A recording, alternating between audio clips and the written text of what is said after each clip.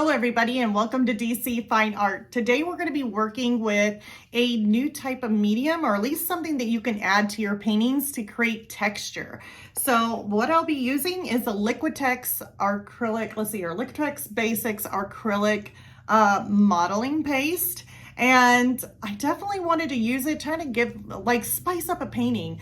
So I went ahead and tested it out on a canvas board, and it was just a cheap little canvas board actually from Fredrix, and I just decided to use it. It's a metallic canvas board, and use this modeling paste. I hope I'm saying that right. It's in the description below, though. I do have it listed there on what I used to make some daisies that look like a shape of a heart, and then paint over them. So I wanted to see how that actually went and how it looked whenever I finished with it. So I'm going to go ahead and turn this around and show you, well, working with molding paste in this video. So let's go ahead, turn it around, let's get started.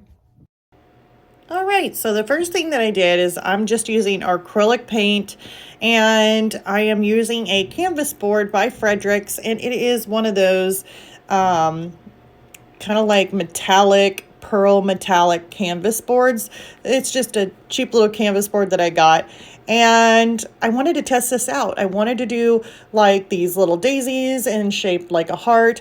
I did find the reference photo over on Pixabay, and I thought it was kind of cute, especially for Valentine's. So here I am just painting in these center of the daisies, the little yellow part, and I'm painting them in with just plain old acrylic paint. This is Liquitex Basics that I'm using right now. And then we're going to be moving on to me kind of experimenting with stuff. So after I did these little yellow centers, I was like thinking, should I paint the flowers on first, then add some of that molding paste to it, or should I just go in with the molding paste? So after I get through with this, you'll see me, I'll take like a brush and paintbrush, and I'll try and put in some purples. Like, I wanted it to be kind of like a light purple. I thought it would be really cute. And I tried painting it in like maybe one little petal or two. And I just looked at it thinking, okay, no, I don't want to do this. And then go on top of it with the molding paste and completely cover it up, because it is kind of a thicker paste. After I add in these highlights here, I'm going to go in with a little bit more of a darker shade just to kind of go over some of the shadowing on the bottom of these little daisies. So I'm definitely putting in quite a few layers in this, and that's just because Liquitex Basics is a little bit more translucent, so it gets you to where you can layer upon layer, which definitely adds a lot more character, a lot more depth to your paintings, which is why I like this paint. Plus the dry time on it, you can make it last a little bit longer. So here's the purple that I kind of mixed up, like a light purple. And I did a couple little petals here. Actually, I did more than two. But I did a couple of these little petals, and I was like thinking, no, I just need to go in with the molding paste. So here I am with the molding paste, and I'm just taking a little dot of it out, and I'm just kind of putting it toward the inside of the petal, and then just kind of taking it back out with my little palette knife here. So I'm just putting in a little drop, and then I'm scooching it out, taking a little drop and kind of scooching it out and making a petal like shape. Let me go ahead and zoom in on this a little bit more so you can kind of see what I'm doing here. So here I have this zoomed in a little bit. Just making little petals, just putting a little drop on, scooting it back out. And then I'll keep on working my way on down. So see, you could just see that I'm just putting in little petal forms, or just making like a little droplet of the paste, modeling paste. I always want to say molding paste, but it's modeling paste. And then just kind of scooting it out and make a little petal. We definitely want those textures in there, and that's exactly what I was going for, is just getting that texture look to it, to where it's a little daisy, and you got those texture marks in there for the petals. Going all the way around. And all I'm using is a little palette knife. Little plastic one too. It's just like a little cheapo. I ain't using one of my like metal ones or anything like that. I'm just using some of those palette knives that sometimes you get in those little art sets or whatever that they just kind of throw in there. That's all I'm using. Just making those little textures and lines. You definitely want to get those lines in there and not go back to it, because once I get done with this flower here, if I went back to the first flower now to try and work on it, most likely it'll probably already be dry. Like, it dries really, really quick. So by the time I get done with this one, my first one is probably already dry.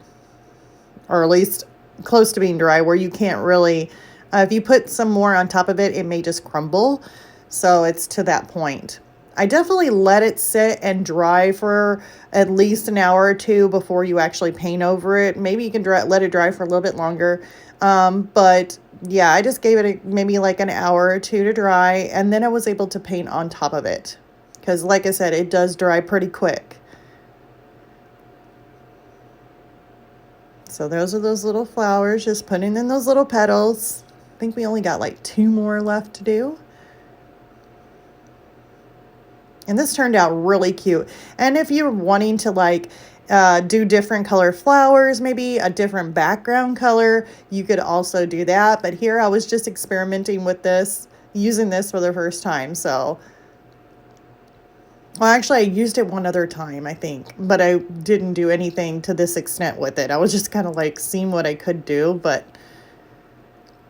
now here I went ahead and used a Payne's gray and a little bit of white mixture, and I just kind of went around, and actually it's not a Payne's gray. I lied to you guys. Sorry about that. I think it's a metallic gray. Actually, it could be like a metallic Payne's gray. I don't know. But it's more of a gray, but it's the metallic shiny. It's got like a little bit of glitter in there. But then I'm also using some of my white that I have with the Illuminance white. So it's got like these little tiny glitter or little sparkles in it. And you can mix it in with any of your other acrylics, like Liquitex basic acrylics paints, to make them a little bit more shinier, a little bit glittery. So I think that that's really nice to be able to add. As far as whenever it comes to light fastness, you know, I really don't know. If you use it by itself, probably not light fast, but it's usually kind of clear. The white is. It comes out a little bit more see-through.